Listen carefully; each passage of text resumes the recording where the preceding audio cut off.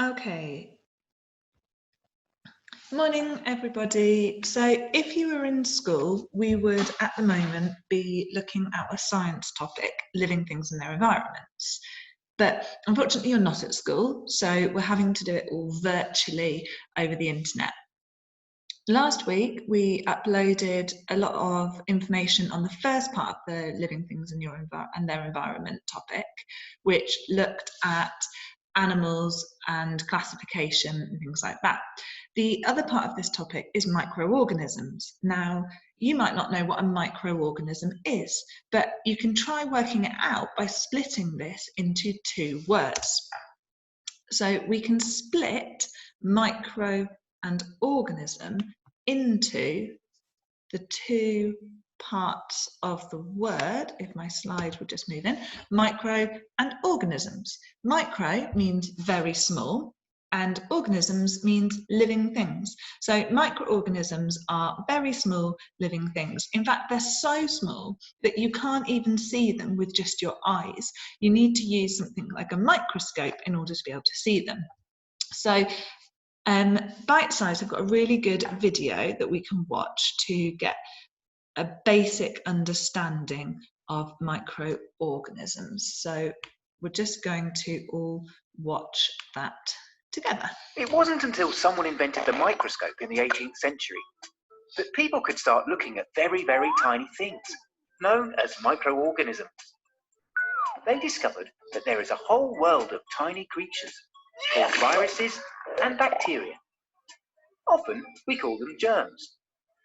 Sometimes germs can make us unwell, but we do need some germs to keep us healthy. Without them, we wouldn't be able to digest food. They're inside us and all around us. In fact, if they weren't in the soil, food wouldn't be able to grow. Microorganisms may be tiny, but they play a very big role on planet Earth.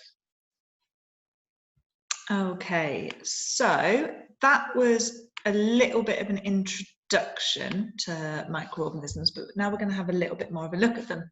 So there's a microorganism that's actually having a huge impact on your life at the moment.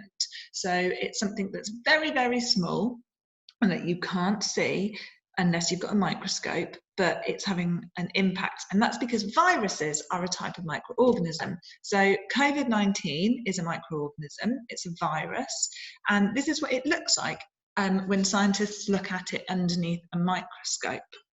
So viruses are one type of microorganism.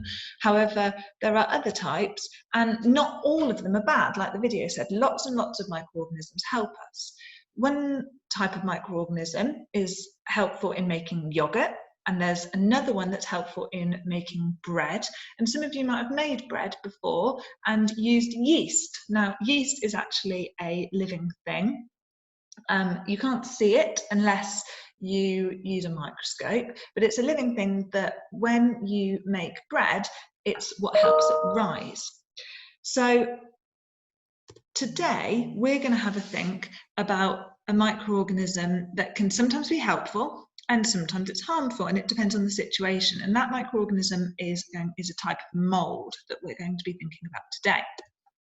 So antibiotics, which were first discovered by Alexander Fleming in 1928, so a long time ago, have saved many, many lives since they were discovered. And in fact, you might have taken antibiotics if you were poorly when you went to the doctors. Now, antibiotics are actually a microorganism, and they're produced from a type of mold which is linked to something called penicillium. Now, that's a really helpful microorganism. Blue cheese, which you might like or you might dislike, has actually got mold growing all over it, and you can see it because it's the green bits in the cheese.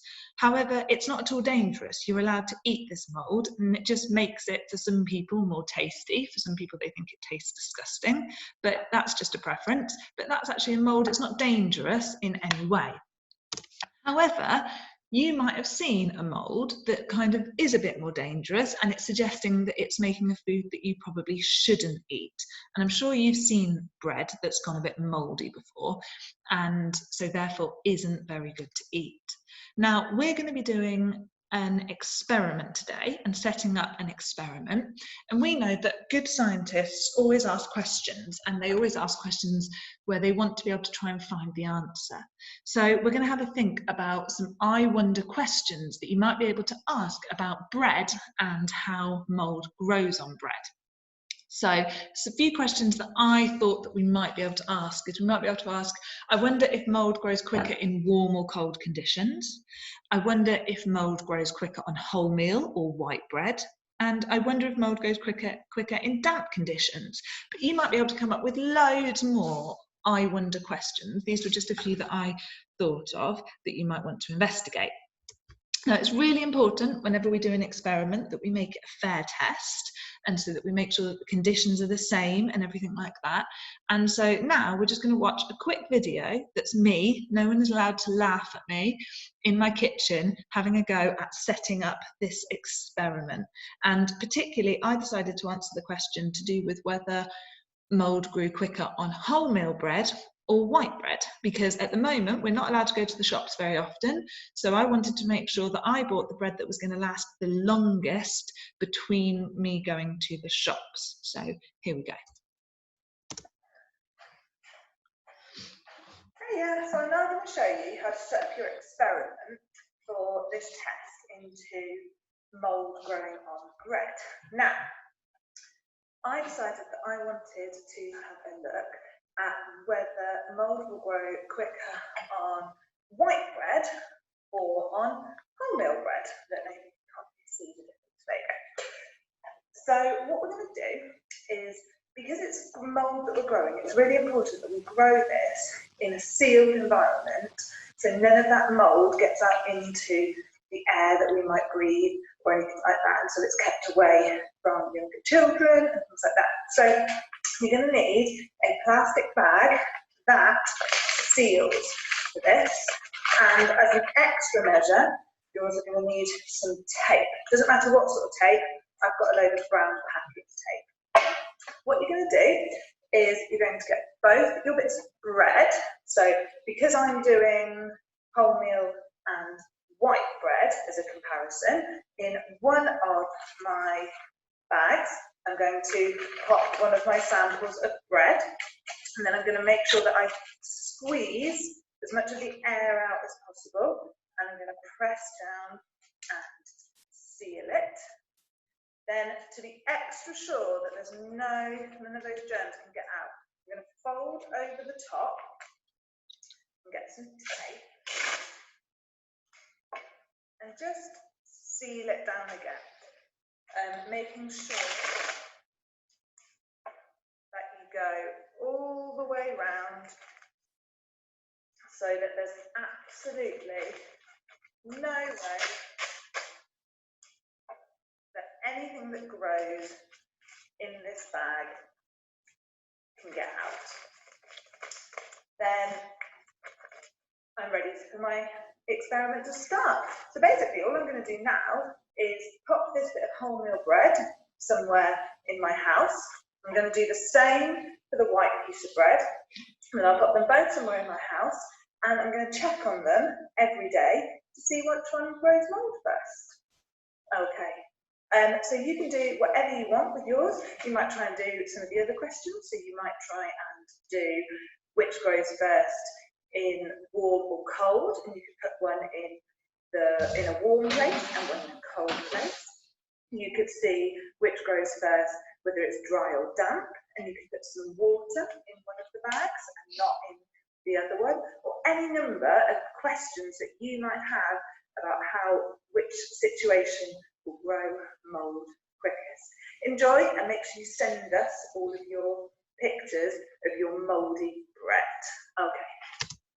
Okay, so that's the experiment that we're setting up for you to do.